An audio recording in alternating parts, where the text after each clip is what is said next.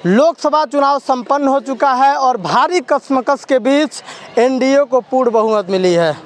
मोदी जी आज तीसरी बार इतिहास बनाते हुए आज शपथ ग्रहण समारोह में शपथ लेंगे और तीसरी बार भारत का प्रधानमंत्री बनेंगे। इन तमाम मुद्दों पर बातचीत करने के लिए क्षेत्रीय सोशल मीडिया प्रमुख भारतीय जनता पार्टी के युवा नेता अमित पांडे हैं।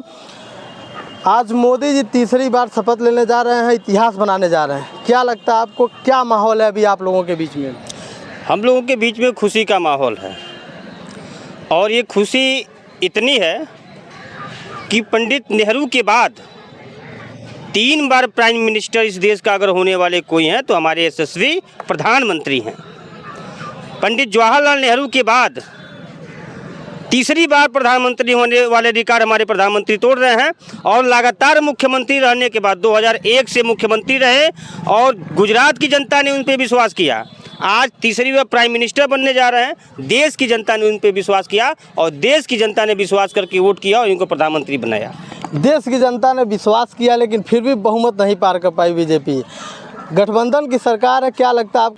रोजगार भी मिलेगा सब कुछ और भारत समृद्ध और सशक्त भी होगा। जो सपना हमारा था कि भारत इकोनॉमिक रूप से पूरी दुनिया के सामने एक बड़ी ताकत के रूप में उभरे, वो इसी 5 साल के अंदर आपको स्पष्ट रूप से दिखाई देगा। जो लोग कह रहे हैं कि सरकार कैसे चलेगी, उनको हम बता देना चाहते हैं ये सरकार मोदी के नेतृत्व में चल रही है और मोदी के नेतृत्व में चलने वाली सरकार कभी गिरती नहीं है। वो जनता का विकास करती है, इस देश का विकास करती है और सबका मिल करके हमारी एनडीए की जो सरकार है, जो बनने जा रही है हमारी एनडीए की सरकार, वो सबको मिल करके नीतीश जी, हमारे चंद्रबाबू नायडू जी और हमारे जितने हमारे भारतीय जनता पार्टी के 241 सीटें हैं वो सब मिल करके, चिराग पासवान जी, सब मिलकर के देश को बड़ी मजबूत बनाने जा रहे हैं हम लोग भैया। बड़ा मजबूत होने जा रहा है बिहार, बड़ी मजबूत होने जा रहा है आपका उत्तर प्रदेश, बड़ी मजबूत होने जा रहा है। आप देखिए ना, दक्षिण में जाइए, देखिए दक्षिण में हमारी मजबूती इतनी तेज हो गई है कि आप जनता कह रही है कि मोदी ही हमारे लिए ज़रूरी है। अगर एनडीए को आपको ये लग रहा है कि टूटने का डर है तो ऐसा कहीं इस दिमाग से निकाल दीजिएगा। अगर टूटना होता तो लोग चले गए होते। सब जानते हैं कि ये देश भारत जो है मोदी के ही नेतृत्व में आगे बढ़ सकता है। ममता बनर्जी कह रही हैं कुछ ही दिन बाद सरकार गिर जाएगी और इंडिया गठबंधन की सरकार बनेगी। ममता बनर्जी अपनी कुर्सी देखें, कुछ दिन बाद वो सही कह रही हैं, बिल्कुल कह रही हैं। बंगाल में ममता बनर्जी की सरकार गिरने जा रही है, वो अपनी बात कह रही हैं, हमारी बात नहीं कह रही। ये बहुत बड़ा दावा है, ममता बनर्जी की सरकार गिरने जा रही है। उत्तर प्रदेश की आप बात कर रहे हैं, उत्तर प्रदेश सशक्त होने जा रहा है, लेकिन यूपी के लोग खासा नाराज दिखे और सबसे बड़ी नाराजगी दिखी अयोध्या में, जहां भव्य श्री राम मंदिर बना, वहां भी बीजेपी के प्रत्याशी हार गए। नहीं, कहीं देखिए, कहीं कोई नाराज़गी नहीं था। जनता ने हमको भरपूर वोट दिया है, शानदार वोट दिया है, बहुत ज़्यादा वोट दिया है। हार जीत लगी रहती है और ज़रूरी नहीं है कि हमारे पास सब लोग ही हो जाएं, लेकिन जनता ने बड़ा प्यार दिया है। उत्तर प्रदेश की जनता ने बड़ा सम्मान दिया है और बड़ा वोट दिया है। आप देख लीजिए, सारा वोट का काउंटिंग करेंगे तो बड़ा वोट, बड़ा सम्मान दिया है। ये सब लोग मिल करके लड़े हैं और हम अकेले लड़े हैं, बड़ा वोट मिला हमको भी। जिस प्रकार से उत्तर प्रदेश में अखिलेश यादव का वर्चस्व बड़ा है, आने वाले विधानसभा चुनाव में भाजपा के लिए बड़ा चैलेंज साबित हो सकते हैं कि नहीं? ये अपने बने सांसद को पहले संभालना। क्या भाजपा तोड़ने वाली है? अपने सांसद को संभालना, कोई तोड़ने वाला नहीं है। ना जाने किसके मन में राष्ट्रवाद जाग जाए, कोई जानता है? सपा के जो भी सांसद हैं उनके, वो राष्ट्रवादी नहीं है। हम ये नहीं कह रहे हैं राष्ट्रवादी नहीं है, हम ये कह रहे हैं कहीं उनके अंदर देश के प्रति, काम के प्रति, विकास के प्रति उनके अंदर जन जागरण हो जाए। पहले अपने जो है उनको संभाल के रखें, वो लोग संभाल के रखें। यूपी में योगी जी 70 सीटों का दावा करते थे, उस 50% भी सीट नहीं ला पाए, तो कहाँ कमियां रह गई? उन कमियों को किस प्रकार से आप लोग दूर करना चाहेंगे? देखिए, जनता ने हमको वोट किया है, जनता ने बड़ा वोट किया है। जो कमियां हमारी थी, हम उस पर अपना जो है समीक्षा, हमारी पार्टी के लोग, हमारे देश के प्रधान सेवक प्रधानमंत्री आदरणीय नरेंद्र मोदी जी और आदरणीय अमित शाह जी, योगी जी, लोग बैठ के इसकी चिंता करेंगे। किस विषय पे हम कहाँ कमज़ोर पड़े हैं उस पर हम फिर काम करेंगे। उन लोगों के बीच फिर जाएंगे, हम फिर दोबारा प्रयास करेंगे कि आने वाले समय में जहाँ से हम चुनाव हारे हैं वहाँ से भी जीतें और उत्तर प्रदेश के सभी सीटों पर हमारी प्रचंड बहुमत हो। कहाँ कमियां रह गई जिस कमी के वजह से उत्तर प्रदेश में बीजेपी को इतना कम सीटें मिली? अरे ये तो कुछ काम करने के उद्देश्य से है, जिससे कि हमारा रोजगार नहीं मिला लोगों को। हला यही कर रहे थे विपक्ष पार्टी कि नौकरी नहीं मिल रहा है, यही सब तमाम कमियां थी, लेकिन कोई विशेष कमी नहीं है। आप मानते हैं कि योगी के ऊपर अखिलेश यादव भारी पड़ गए? बेरोजगारी महंगाई के मुद्दे पर इस बारी बीजेपी फ्लॉप हो गई और अखिलेश यादव सफल हुए? नहीं, सब बात नहीं है। अरे जनता का अपना अपना विचार था। योगी जी हमेशा अखिलेश जी से भारी पड़ेंगे, अगले चुनाव में भी भारी रहेंगे। इस चुनाव में तो मैंने कोई बातें नहीं है, लड़े हैं। कोई जनता हमको जिस तरह से चाहिए उस तरह से हमको पसंद की, अपने सांसदों को पसंद करके भेजी है। और इसके 37 सीटें आई है अखिलेश यादव की। पहली बार इतना भव्य रूप से उतना उनके पास सीटें आई है और अखिलेश यादव कह रहे हैं कि जनता हमें बहुत बड़ी समर्थन दी है और अब हम दिल्ली की राजनीति करेंगे। ये संभव नहीं है, अभी संभव नहीं है। क्या कहना चाहेंगे, क्या कमियां रह गई जिसके वजह से उत्तर प्रदेश में भाजपा की इतनी कम सीटें मिली हैं? जैसे वो संविधान वाला जो मुद्दा था उसको ये लोग उठाए, लेकिन उसका कोई मतलब नहीं था। लेकिन जो भी इसमें कमियां रह गई हैं पार्टी द्वारा इसको दूर किया जाएगा। आने वाले विधानसभा चुनाव में अखिलेश यादव बड़ा चैलेंज साबित हो सकते हैं? नहीं, ऐसी बात नहीं है। कोई ज़रूरी नहीं है कि लोकसभा में आए हैं तो विधानसभा में भी आएंगे। सरकार 5 साल चल पाएगी क्योंकि गठबंधन की सरकार है? गठबंधन की सरकार इसके पहले भी चल चुकी है, 2004 में, 2010 में, तो ऐसा नहीं है ये मोदी जी चलाएंगे। नीतीश कुमार के भरोसे आप लोग हैं और कई बार देखा गया है कि नीतीश कुमार इधर से उधर पलटी मार चुके हैं। उनको कई लोग पलटू चाचा भी बोलते हैं। क्या लगता है कि इस लोकसभा चुनाव को जीतने के बाद गठबंधन में ये पूरी तरह से रुक पाएंगे? देखिए भैया, नीतीश चाचा हमारे साथ हैं और हमारे साथ 5 साल रहेंगे, 5 साल के बाद भी रहेंगे।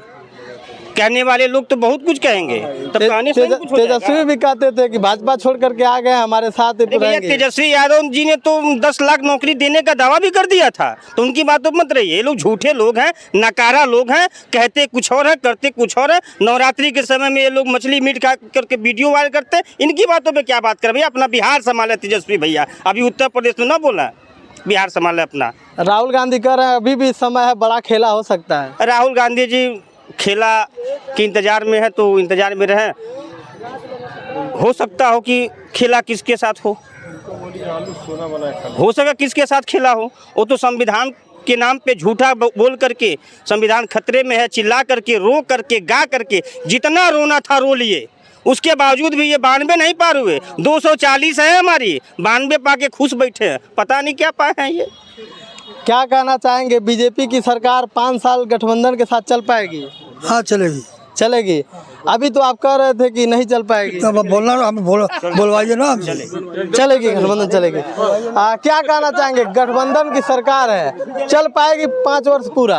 भारतवर्ष में जितनी पार्टियां हैं और जितनी पार्टियों के नेता हैं, सभी लोग नरेंद्र मोदी जी के साथ काम करना चाहते हैं। जिनको ये सौभाग्य प्राप्त हुआ वो इसको ठुकराएगा? कतई नहीं ठुकराएगा। नीतीश कुमार कह चुके हैं कि हमारी कई मांगे हैं, उस मांगों को पूरा करना पड़ेगा, मानना पड़ेगा बीजेपी को। वो शीर्ष नेतृत्व का निर्णय है, वो आपस में बैठ के समझ ही लेंगे क्या करना है क्या नहीं करना। यूपी में क्या कमियां आप लोग देखते हैं, क्या कमियां रह गई जिसके वजह से इतनी कम सीटें बीजेपी को मिली? कमी तो मानव रूप में भगवान आए उनके में भी रही, और व्यक्ति क्या करता है वो कमी को दूर ही करता है।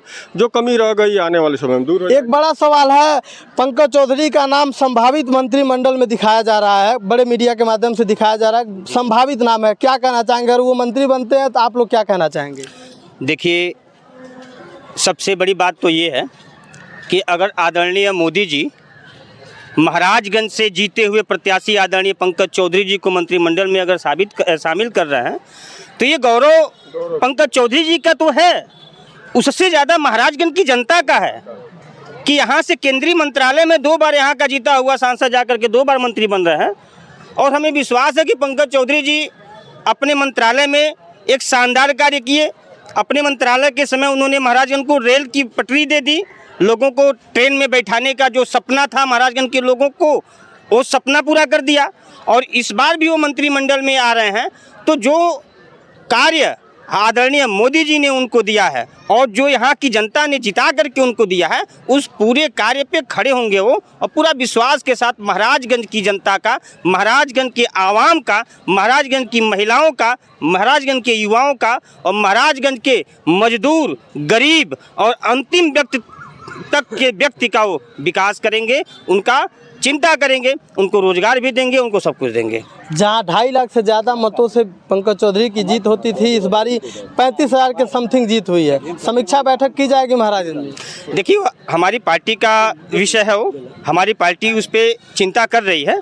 हम कहाँ से चूक रहे, कहाँ से हमारी कमियां रहीं, वो कमी हम सुधार करेंगे, जनता के बीच में फिर हम जाएंगे और अगली बार पुनः हम लोग जो है इसी लोकसभा के समय में आप देखिएगा 2029 का जब लोकसभा होगा तो 3.5 लाख से ज़्यादा वोट से पंकज चौधरी जी पुनः विजय होंगे।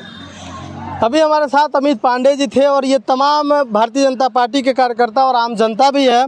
आपको बता दें, आज मोदी जी तीसरी बार भारत के पीएम पद का शपथ लेंगे और यह ऐतिहासिक शपथ होगा, क्योंकि भारत में दूसरी दफ़ा यह हो रहा है कि एक प्राइम मिनिस्टर लगातार तीसरी बार पीएम पद का शपथ ग्रहण करने जा रहा है। बीते लोकसभा चुनाव में भारतीय जनता पार्टी भले ही अकेले पूर्ण बहुमत नहीं पा पाई, लेकिन एनडीए को मिलाकर के 292 से ज़्यादा का सीट इस समय एनडीए के पास है और उसी 292 सीट को लेकर के आज भारतीय जनता पार्टी और एनडीए मिलाकर के भारत में सरकार बनाने जा रही है। तमाम उथल पुथल के बाद आज शपथ ग्रहण का समारोह संपन्न होगा। अभी भी संपन्न नहीं हुआ है, शाम 7:30 बजे के बाद यह शपथ ग्रहण का कार्यक्रम जारी होगा और उससे पहले तमाम इंडिया गठबंधन के नेता जो है लगातार यह दावे करते दिखाई दिए कि एनडीए की सरकार 5 वर्ष नहीं चल पाएगी और बीच में ही यह सरकार गिर जाएगी। अब आगामी कुछ सालों में, कुछ महीनों में ये देखने को मिलेगा कि एनडीए की सरकार भारत में चल पाती है कि नहीं। बहरहाल अब तक 2014 के बाद पहली दफ़ा ऐसा आया है कि 2019-2014 के बाद बीजेपी अपने दम पर बहुमत का आंकड़ा नहीं पार कर पाई और पहली बार एनडीए यानी कि गठबंधन पे मोदी जी इस बार निर्भर हैं और गठबंधन सरकार भारत में बनाने जा रहे हैं। बाकी ऐसे लोकसभा चुनाव और पीएम मोदी के तीसरी बार शपथ ग्रहण समारोह को लेकर के आप लोग क्या सोचते हैं, कमेंट करके ज़रूर बताएं। जय हिंद।